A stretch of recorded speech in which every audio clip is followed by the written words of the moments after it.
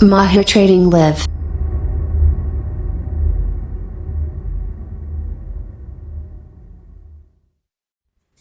Assalamualaikum warahmatullahi wabarakatuh. Selamat datang kembali di channel Mahir Trading Live. Pada kesempatan kali ini kita membahas tentang stablecoin ya, kayak USDT, USDC dan lain-lain, BUSD ya. Jadi mohon dibantu like, comment, subscribe dan share agar channel ini dapat terus terbangun ke depannya. Apa itu stablecoin? Stablecoin adalah aset digital yang dirancang untuk meniru nilai mata uang fiat seperti dolar atau euro. Jenis kripto ini memungkinkan pengguna untuk mentransfer nilai secara murah dan cepat ke seluruh dunia sambil menjaga stabilitas harga. Mata uang kripto seperti Bitcoin dan Ethereum terkenal karena volatilitasnya jika dibandingkan dengan fiat. Ini dapat dimaklumi karena teknologi blockchain masih sangat baru dan pasar mata uang kripto masih relatif kecil. Dari sudut pandang pasar bebas, pasar sangat menarik untuk melihat fakta bahwa nilai mata uang kripto tidak terikat pada aset apapun. Tetapi jika berbicara mengenai kegunaan, ini bisa menimbulkan diskusi yang rumit. Sebagai media pertukaran mata uang kripto sangat unggul dari sudut pandang teknologi. Namun, fluktuasi nilainya menjadikan aset ini sebagai investasi yang sangat berisiko dan tidak ideal untuk melakukan pembayaran. Nilai koin saat transaksi selesai dilakukan dapat bernilai lebih tinggi atau lebih rendah dibandingkan dengan nilai saat dikirim. Tetapi stablecoin tidak menghadapi masalah seperti ini. Aset jenis ini hanya melihat nilai aset atau mata uang fiat yang mereka tiru. Dengan demikian, stablecoin berfungsi sebagai safe haven yang dapat diandalkan di tengah pasar yang bergejolak. Stablecoin melakukan beberapa cara untuk mempertahankan stabilitasnya. Dalam artikel ini kita akan membahas beberapa mekanisme yang digunakan, kelebihan dan juga kelemahannya. Stablecoin yang didukung fiat. Jenis stablecoin yang paling populer adalah yang secara langsung didukung oleh mata uang fiat dengan rasio 1:1. Kita juga menyebutnya sebagai stablecoin yang dijamin fiat. Pihak penerbit atau bank menyimpan sejumlah uang fiat sebagai jaminan dan mengeluarkan token dengan jumlah yang sama. Misalnya, bank dapat menyimpan 1 juta US dollar dan mendistribusikan 1 juta token masing-masing senilai 1 dolar.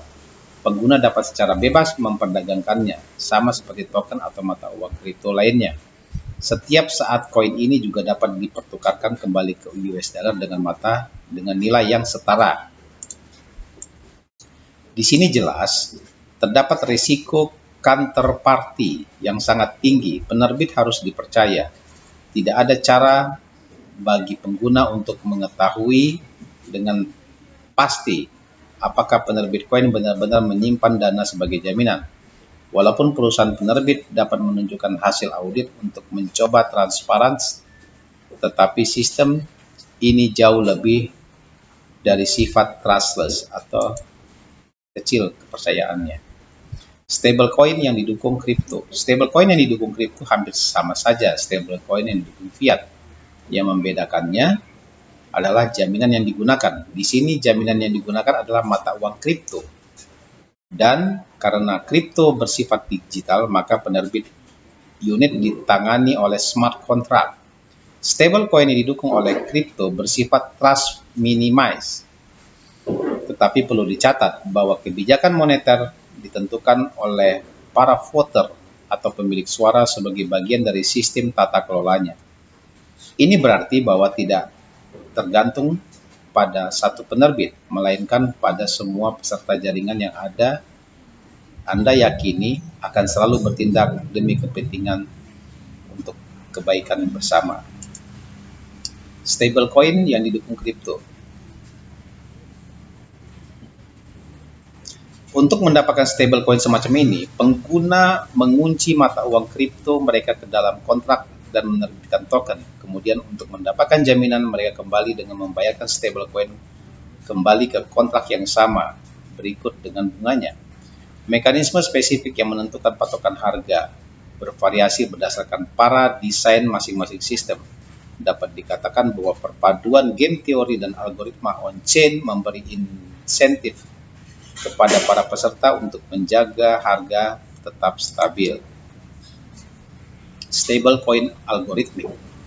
Stable algoritmik tidak didukung oleh fiat atau mata uang kripto. Sebaliknya, patokan harga yang dicapai sepenuhnya dengan algoritma dan smart contract yang mengelola pasokan token yang dikeluarkan. Dalam hal fungsi kebijakan moneter, jenis token ini sangat mirip dengan yang digunakan oleh bank sentral untuk mengelola mata uang nasional.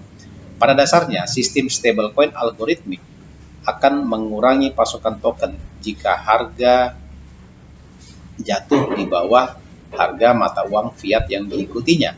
Jika harga melampaui nilai mata uang fiat, token baru masuk ke peredaran akan mengurangi nilai stablecoin. Anda mungkin pernah mendengar kategori token ini sebagai stablecoin yang tidak dijamin. Pernyataan ini secara teknis salah, karena sebenarnya token ini dijamin meskipun tidak dengan cara yang sama seperti dua jenis stablecoin sebelumnya.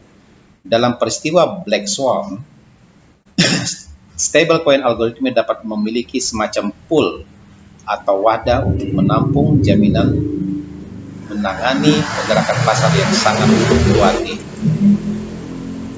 Penggunaan stablecoin. Stablecoin dapat dijamin sejauh ini adalah yang paling umum digunakan. Contoh dari koin ini adalah USDT atau USD Tether, True US Dollar atau TUSD, Paxos Standard atau PAX, USD Coin, USDC, atau Binance USD atau BUSD. Namun ada juga contoh dari dua kategori lainnya yang saat ini yang tersedia di pasar. BitShare US Dollar dan DI adalah koin yang dijamin dengan kripto, sementara Carbon dan Basis sekarang sudah tidak aktif lagi, adalah contoh dari varian stablecoin algoritmik. Daftar di atas masih jauh dari kata lengkap. Pasar untuk mata uang digital yang stabil sangat luas. Ini dibuktikan dengan profilerasi ratusan proyek stablecoin. Pro dan kontra stablecoin. Manfaat utama stablecoin adalah potensinya sebagai media pertukaran yang melengkapi mata uang kripto. Karena sifat volatilitas yang sangat tinggi, aset kripto tidak digunakan secara luas dalam kegiatan sehari-hari seperti pembayaran di toko-toko. Dengan keadaan yang lebih stabil dan dapat diprediksi, stablecoin dapat memecahkan masalah ini. Bertindak sebagai tameng terhadap volatilitas, stablecoin dapat memainkan peran yang dalam menyatukan mata uang kripto dengan pasar keuangan tradisional. Sebagaimana terlihat jelas, kedua pasar ini merupakan ekosistem yang terpisah dengan interaksi yang sangat sedikit. Dengan tersedianya bentuk mata uang digital yang lebih stabil, maka penggunaan mata uang kripto dalam pasar hutang dan kredit akan sangat mungkin meningkat. Sampai sekarang jenis pasar ini masih didominasi secara eksklusif oleh mata uang fiat yang dikeluarkan oleh pemerintah. Selain kegunaannya dalam transaksi keuangan, stablecoin dapat digunakan oleh pedagang atau trader dan investor untuk mendukung nilai portofolio. Mengalokasikan presentasi tertentu dari portofolio ke stablecoin adalah cara yang efektif untuk mengurangi risiko. Pada saat yang sama, mempertahankan penyimpanan atau nilai store of value yang dapat digunakan untuk membeli mata uang kripto lain ketika harga turun dapat menjadi strategi yang efektif. Juga koin-koin ini dapat digunakan untuk mengunci keuntungan yang dihasilkan ketika harga naik tanpa perlu menguranginya. Terlepas dari potensinya untuk mendukung adopsi mata uang kripto, stablecoin juga masih memiliki kelemahan. Jenis stablecoin yang dijamin dengan fiat kurang terdesentralisasi jika dibandingkan dengan mata uang kripto lainnya, karena entitas pusat masih diperlukan untuk menyimpan aset pendukung. Adapun koin yang dijamin dengan kripto yang tidak dijamin sama sekali, pengguna harus mempercayai komunitas yang lebih luas dan source code untuk memastikan bahwa sistem berumur panjang. Ini masih merupakan teknologi baru dan perlu waktu untuk mengembangkannya dengan baik. Penutup. Meskipun memiliki beberapa kelemahan, stablecoin adalah komponen penting dari pasar uang kripto. Melalui berbagai mekanisme, mata uang digital ini dapat tetap stabil, kurang lebih pada harga-harga yang ditentukan. Keadaan ini memungkinkan stablecoin dapat digunakan secara andal, tidak hanya sebagai alat tukar, tetapi juga sebagai safe haven bagi para pedagang dan investor. Meskipun awalnya dirancang sebagai alat yang efektif untuk mengelola risiko dan berbagai para trader, kini kita melihat jelas bahwa penerapan stablecoin jauh melampaui itu. Jenis-jenis koin ini merupakan alat yang ampuh dan dapat memperkuat ruang mata uang kripto. Sangat berguna di lingkungan pasar dengan volatilitas tinggi. Ya, selesai pembahasan dari stablecoin ya, yang kita kenal sebagai USDT atau BUSD yang paling sering digunakan ya. Jadi semoga modul ini bermanfaat. Mohon dibantu untuk di follow akun medsos kami. Akhirul kalam, wassalamualaikum warahmatullahi wabarakatuh.